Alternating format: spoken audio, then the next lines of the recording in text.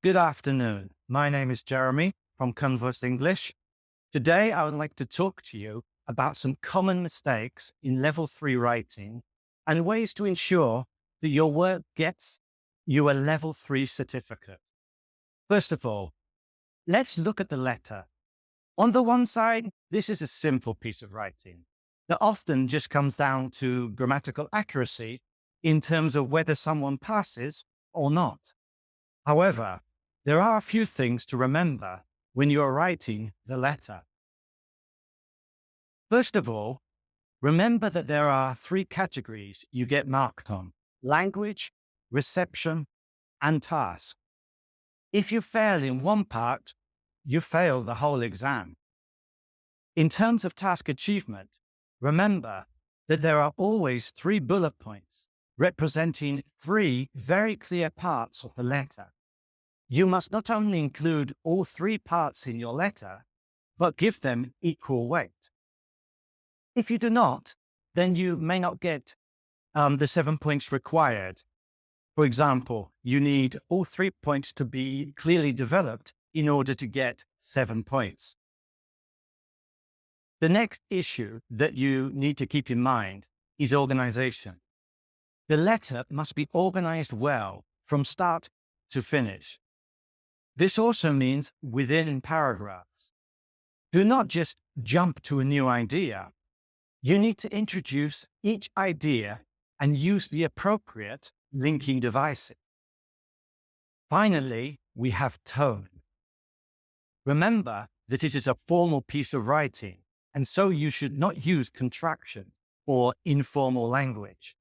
If you use abbreviations, make sure that you put them in full first, and then in brackets following that. Okay, now we have looked at the 3 things to remember with letter writing. Let's look at report writing.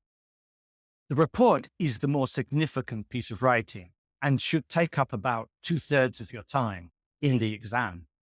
I would suggest leaving at least 50 minutes for the report. Pretty much all of what I have said about the letter also applies to the report. There are also 3 categories, and if you fail one, you fail the task. So it is equally important to develop your ideas and make sure you have answered all 3 parts of the task. However, with the report, there are a few more things to consider, which we shall now look at.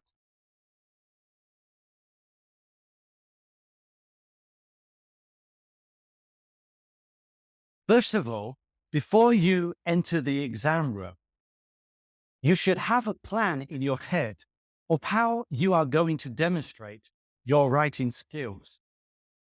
Remember, an exam is your opportunity to demonstrate your ability, and so make sure you take that opportunity and have a rough plan in your head. Remember that the level 3 report follows a predictable pattern, and so you can plan your strategy beforehand. Make sure you use clear signposting in your writing. Signposting is the use of linking expressions and introductory phrases to guide the reader, and it is essential when you write a report or essay. Head over to our website for more information on signposting. Another big part of formal writing is the use of noun structures instead of verb structures. Formal writing uses noun structures to be more concise and informative. Take this, for example. The fact that the government is not overseen has led to a feeling that it can do whatever it wants. This is long and awkward. Far better is a lack of government oversight has led to a culture of complacency. In terms of writing the report, remember that each paragraph should be carefully constructed. It should have a clear structure with a beginning, middle, and end. Essentially, you have 3 clear chances to impress the examiner. And so make sure you use each chance. Make sure you leave time for the conclusion. It is the last bit the examiner will read, and this impression will stay with them. Make sure you finish on that high point. Okay, let's take a look at a couple of examples. In this example introduction, we can see that a plan has not been given. Remember that it is important to guide the reader through the work. In the rewritten text, we can now see a clear structure has been given.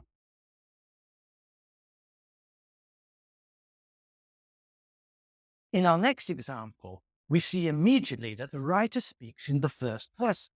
Remember that formal writing should be as much as possible in the third person or use passive voice. As you can see, this can be easily fixed. Now, let's look at an example of a conclusion. First of all, we can use a few linking expressions and changes of tense just to improve it a bit. But we are still missing a few things.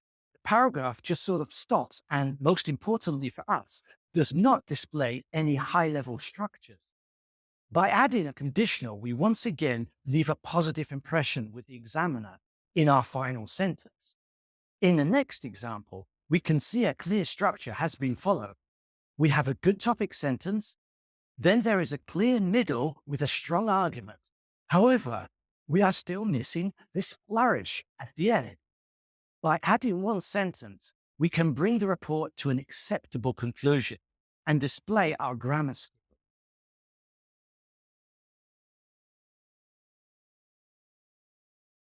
Okay, that is all for today. I hope you have liked this video, and if you have any ideas or requests for future videos, then please drop your ideas in the comments below. And of course, like always, don't forget to like and subscribe.